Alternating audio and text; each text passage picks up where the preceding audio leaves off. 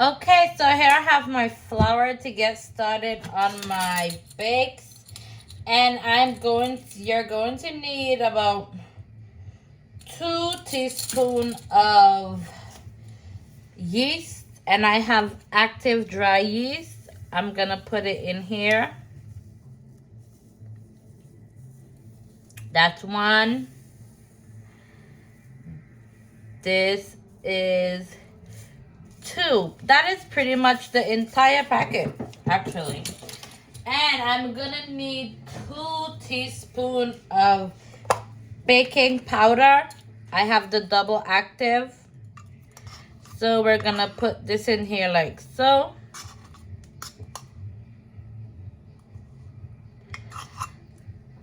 And then we're gonna need just about a teaspoon of brown sugar. You can omit to this if you don't want sugar in your bake. I'm gonna put 2 teaspoons because I like sugar in my bake. It just gives it a really nice flavor. And I am actually going to be doing bake cups, believe it or not. It's gonna be very interesting because this is my first time trying it. And then I need about 1/4 of a teaspoon of salt. I'm using kosher salt. So, and you need about a half cup of warm water. We're gonna mix this around just like that, just to get everything. You can activate the yeast, but it's literally dry active yeast. So really, all you need is just some warm water. So my hands are clean, and I have, you know what, I'm gonna actually I'm gonna get more warm water because I think that one kind of got a little bit too cool. And I'm doing warm water from the faucet just because you don't need boiling hot water. And this is more of a room temperature warm rather than too hot. So we're gonna slowly add in our water. Can I tell you guys, like, I absolutely hate, and when I say hate, it's a very strong word, mixing flour. Like, it's always been like that one thing that I hate doing during cooking, but I have to do it because it requires me to, if I gotta do recipes, I gotta do it. So anyhow, I'm gonna say we could do like a cup of water just because you gotta really get your flour to, you know, come together. Guys, I don't like doing this, but hey, I'm gonna do it for you guys. I'm gonna get some more water. I'll say about a cup of warm water. And you actually need more flour to throw and as you go along. As you can see, what was I gonna say? As you can see, I need more flour for this, just so you know it could come together, because once you get it all this on your hand, you're gonna need to like get it off. And so if it's too sticky also, then you gotta add more flour. Oh, you know what I was gonna say?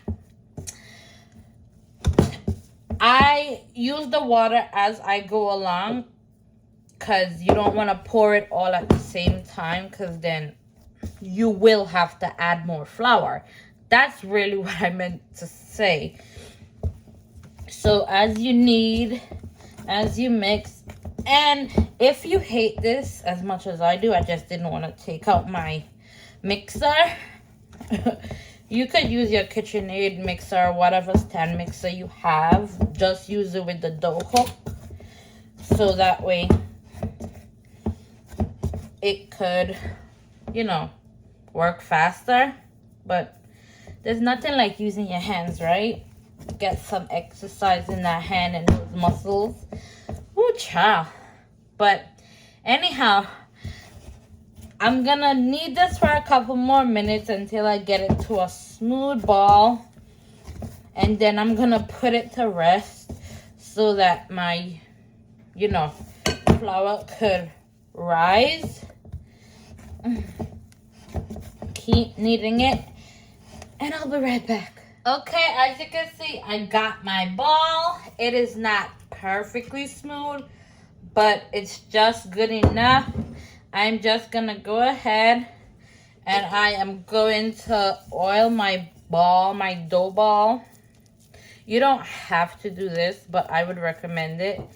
Anyways, I'm gonna leave it for about 30 to 40 minutes to rise, and I'm gonna go ahead and get started on my corned beef. Okay, so here I have my cutting board, and I have some flour here, just about a half cup. I'm just going to put some on my cutting board surface, and as you can see, my dough, it kind of doubled, but not extremely, only because I'm using only 2 cups of flour. I'm not using a lot. Of course, if you want more bakes, you're gonna have to like double your recipe, but it is nice and fluff. Ooh. And I'm just gonna, you know, knead it up just a little bit. Just a little bit. I'm gonna push some of that to the side. And I'm gonna do it. Let me do my thing. Guys, I hate kneading flour, but let me tell you, the reward is so pleasing. Okay. So, just keep kneading it for a few minutes. You guys are probably a better kneader than me. Like I said, I don't like messing with flour. So, again, this is really not my strong suit, but I'm doing it because I want you guys to learn some things. If I gotta do it, I gotta do it. Okay. So, I'm just cutting my dough in half, and then I'm just like slicing it down a little bit more. You can probably get a couple more bake than I'm doing with this. If you want to do it smaller, it's up to you, because of course I'm gonna, you know, let my bake rise one more time. So this is why I could probably get another bake from this one and that one too, and this one right here, because I'm doing them kind of small, and they have yeast in this, so it's gonna rise. Trust me, trust the process. Okay, so if I could just find my rolling pin, which is somewhere back here. All right, I'm gonna put my other ones to the side in my bowl, and I'm gonna, you know, knead it just about one more time and give it a nice little circle. See? So yeah, I think that's about good. I'm gonna pinch off a little piece off of this one, and I'm gonna just go like so. We're not perfect over here, but we're getting there. Okay, so I'm gonna do the same thing to this one.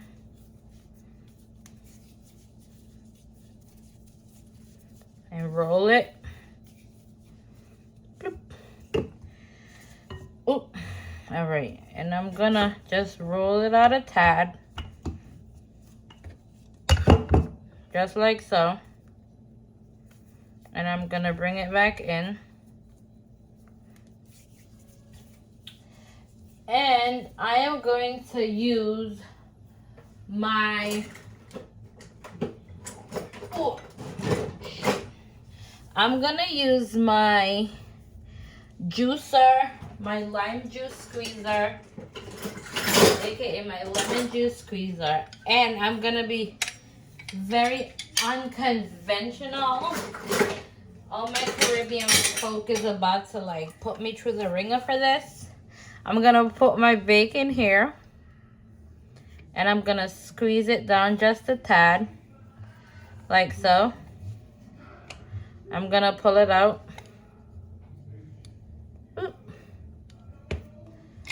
And I'm gonna just dent it like that.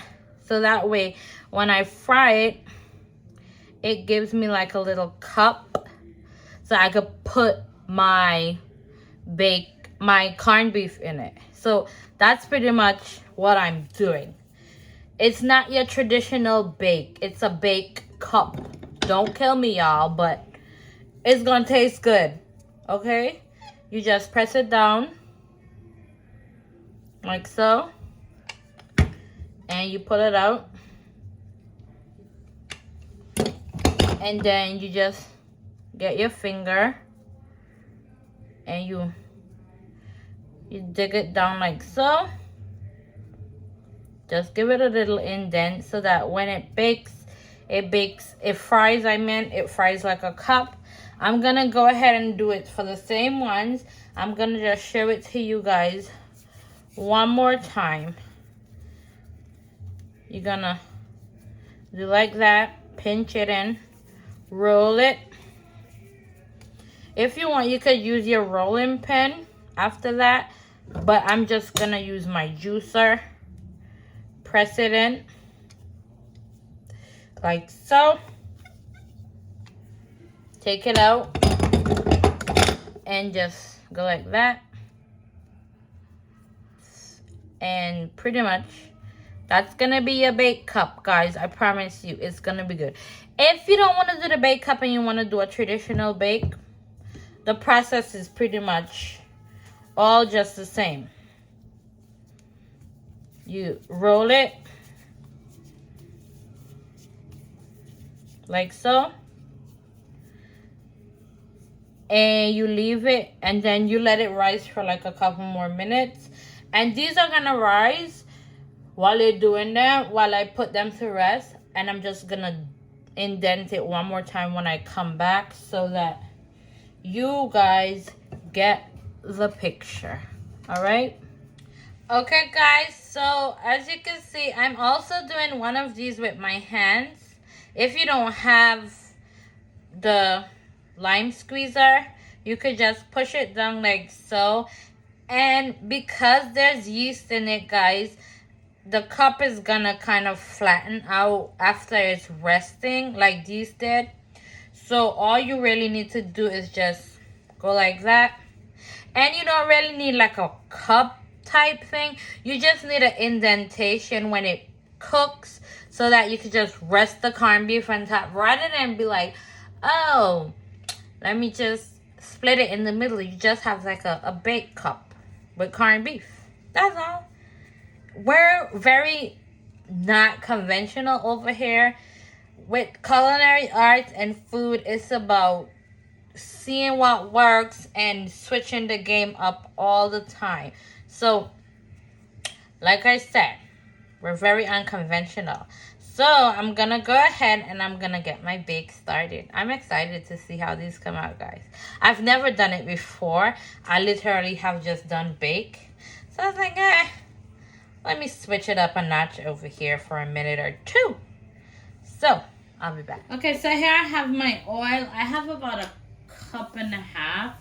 You could use less. This is just my preference. So, anyway, I'm gonna go ahead. My oil has been like heating up for the last 5 or 6 minutes. So, as you can see, I'm trying to get it without burning myself. I'm stretching it out just a tad, just so I could get that indentation in there. And I'm gonna put it in to fry. You don't want your oil to be extremely hot, because then if it's extremely hot, your bake is going to burn and it's not going to cook on the inside. So just keep that in mind. So there we go. I keep stretching them out with a dip just so I get that indentation that I want for my bake cup. It could be a bake bowl if you want it to be. All you need is really the indentation so you could rest the corned beef on the top. There we go. I'm gonna go ahead and I'm gonna finish these. And if you have a little bit more oil, it kind of cooks faster rather than less oil, and it takes a bit more time. So I'm gonna put these in here, let it do its thing, and I'm gonna come back and I'm gonna show you the end result. Okay guys, so after about 2 to 3 minutes, look at my bake. They're nice and golden, and you, like I said, you don't need the stove to be extremely high and hot because you want your bake to fry and cook on the inside. And these are honestly nice and thin, so it kind of cooks faster. Look at that. Ooh, baby. So pretty, man. Ooh, child. I just surprised myself in the kitchen, you know. That thing looking real nice there. And we're going to flip this one also. Don't mind the door. That's my mom, guys. Anyway, I will be right back. So about 1 to 2 minutes max on each side. And you have to really pay attention to it. So to get started, here I have some yellow bell pepper. I have a half of it. This is not a half. I have another piece to it. But I had to cut it really small in order to get it in my trusty little chopper here. And it does the job very well. Get yourself one, like I keep saying, if you don't have one. And I also have some green bell pepper. I like my corned beef to be like nicely seasoned with flavor, not with salt, because it already has a lot of salt. And I'm gonna show you the corned beef that I'm using when I'm done. I got it from Aldi's, and guys, it is literally the best corned beef I have ever had. It is like, the sodium content is pretty small compared to some of the corned beef that is on the market, and it's very reasonably priced compared to some of the corned beef also on the market. But like I always say, it's your kitchen, you're cooking your food. Use whatever you like and whatever you have on hand. It's just my preference that I'm recommending to you guys because it's what I use. All right, so that's about it. And this is the corned beef that I'm going to be using. It is called Brookdale. It's not like your average brand. If you're in the US, I go to Aldi's and I get mine, whichever part of the world you're in. Feel free to use whatever corned beef you have on hand. But this right here is the best thing ever. So I'm going to come back and get started on my corned beef. Okay, guys. For those who don't know how to open a corned beef, I'm going to teach you. Because it's all about a learning curve over here. So, you're going to put the keys in. We're going to turn it. And guys, if you lose this key, man, I'm telling you, you're going to be hurt. Because the struggle to open a corned beef without a key is extremely real, okay? My Caribbean folks would know how real it is if you don't have a key for a corned beef can. Okay, I'm gonna get my plate here. We're gonna shake it on out. Okay, let me see if I could get this can to go a little bit more. Oh, there we go. Boom. all out. So, if you didn't know, now you know. That's how you open a corned beef. Okay. Here I have my saute pan. And to that, I am going to add just about a tablespoon of olive oil. I know everybody's going to be like, oh my God, you're cooking corned beef and it has oil. Relax. I am adding my vegetable into this oil to saute, and by the time it's done, the vegetables is going to absorb all of that good olive oil, EVOO. Okay, so no worries. We got it over here. So I want my oil to get really nice and hot. And I am going to add my onions and peppers that I chopped up earlier. And I'm just gonna, let it do its thing. I'm gonna let this become nice and translucent. Not too soft, because I do like when my veggies have like a nice little crunch to it. If you like it nice and, soft, it's your kitchen. You do what you like. I'm just showing you the way I get it done. I say that all the time. So, I'm just gonna add not even like a teaspoon or anything. Just a dash, literally, of kosher salt, just to like sweat out the veggies, etc. Okay? Guys, isn't that pretty though? Like, look at it. Ooh, baby. So, I'm gonna go ahead and just, let this do its thing for about a minute or two. And then I'm gonna come back and I'm going to add my corn. Okay, so our peppers are nice and ready. And I'm gonna go ahead and I'm going to add my corned beef. I'm just gonna turn my stove up just a tad. Boop. And I'm gonna add in my beef. And I'm going to get me a fork. And I'm just gonna separate it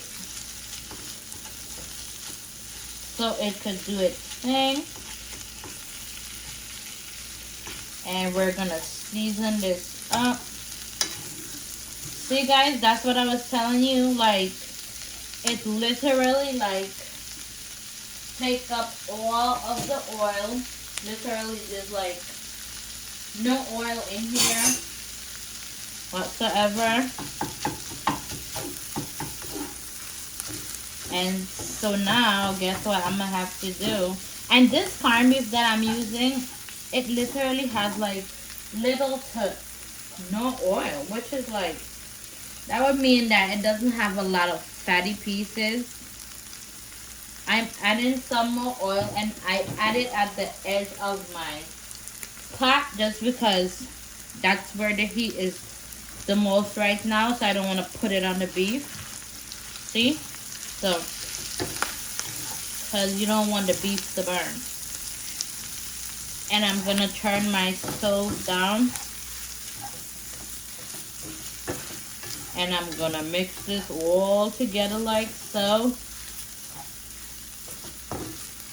And I am going to add just about 2 tablespoons of ketchup. Yes, I add ketchup to my corned beef. Ain't nobody trying to have no, just plain old corned beef. No, you gotta make it look pretty. Come on, guys. You let that do its thing. You let it cook for like about a minute or two on low heat. Just let it go low and slow and really nice, mixing it occasionally as you go along. And if you feel like you would like to add a little bit of liquid in here, hey, you be my guest, but I just like my corned beef the way it is. I'm gonna come back and I'm just gonna add just a tad bit of mustard. Okay, I'm back. After about a minute or two, I'm just gonna put about 1 teaspoon of mustard in my corned beef. Oops, sorry guys.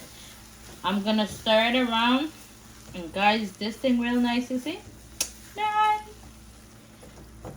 Those baked cups are gonna be delish.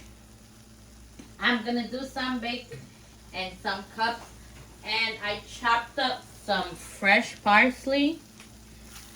We're gonna add that to this.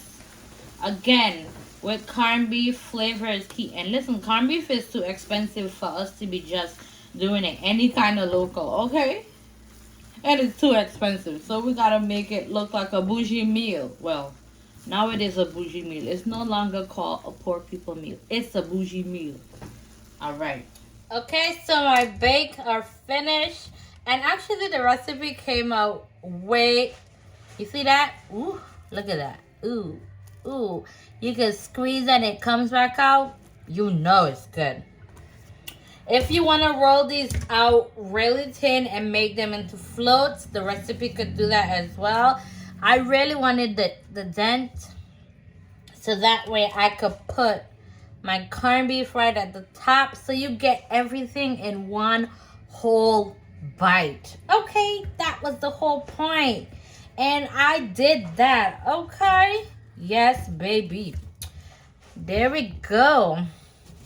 Like I said, if you want to roll it out and make it into a lovely, lovely float, be my guest. But I'm just going to put these like so. I'm going to come back and grab my corned beef and I'm going to top it all off. Baby, it's going to be so delicious. Darn it, you know what I should have done? I should have made a cucumber salad to go with this, but it's all right. Next time. All right, so guys, I'm going to get my corned beef and I'm just going to put it right at the top like so. Yes, man. Look at it. Real good. Ha! You're going to put another one on there like so. And you know what? If you want to split it and add your corned beef in it, feel free. Without the indentation. So you could do that too. But this is really what I was looking for. And this is what I had in mind when I came up with the whole recipe. So, and you could also do saltfish with this one as well. You could do herring, smoked herring. I mean, whatever floats your boat, you could do it with this. And actually, now thinking about it, I have another recipe in my head already. Ooh, there goes me running off. And I'm topping that again with some more corned beef. And that's thing real nicely. Put it like so. So you get everything in one whole bite. You know? Look at that. And all you need is some good hot sauce. And top that off with a nice big old glass of juice. Ha! Niceness. Niceness, I tell you. I love it. My daughter's gonna love these, by the way. She's gonna be like, ooh, Mom, these are so good. I should maybe let her try them for you guys. But I'm gonna go ahead, finish these all up. And I'm just gonna come back with the end result. I mean, it's pretty much the end, but you know. Yeah. OMG, guys, look at my baked and corned beef cups. Ah, baby, I mean, it doesn't get any prettier, any more delicious than this right here. You know what I say, guys? The food here, it don't just look good. I promise you. It tastes amazing too. Don't forget to like, subscribe, share, and follow my YouTube channel. You won't be disappointed, I promise you. Oh, and follow me on TikTok at Spice Crave Cuisine and on Instagram at Spice Crave Cuisine. Okay? Guys, see what I'm holding? My bake.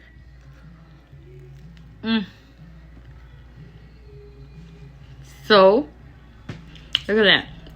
So delish. OMG.